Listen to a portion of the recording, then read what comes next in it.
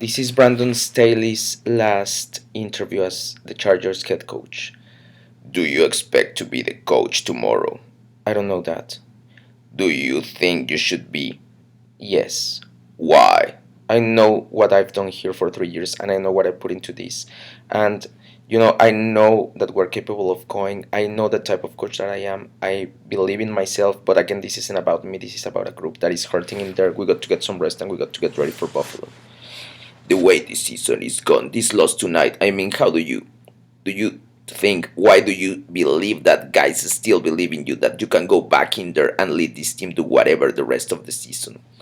You'll go talk to the guys after this and you'll be able to hear from them, and I know these guys really well. And at halftime, what did you say to them down 42-0? I just said everything that could have gone wrong went wrong for us, and that we got to go out in the second half, play for pride, make sure that we finish this game the right way, that we can look into each other at the end of the game knowing that we gave the game everything we had, and that's what that group did in the second half.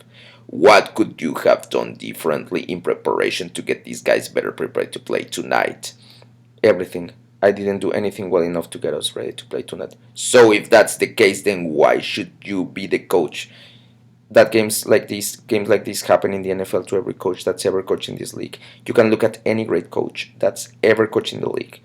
Sometimes games like this happen and don't need to retrace history, but it's part of sports. Sometimes there are games where it doesn't go right, none of it, and you got to put it behind you and you got to move on in the next thing. It doesn't happen like this 42-0 at half. That's only happened twice since last time it happened 2014 was that season, and I'm sure the coach got fired after that. This is not a normal occurrence. No, tonight was not a normal occurrence. Everything that could have gone wrong in all three phases went wrong.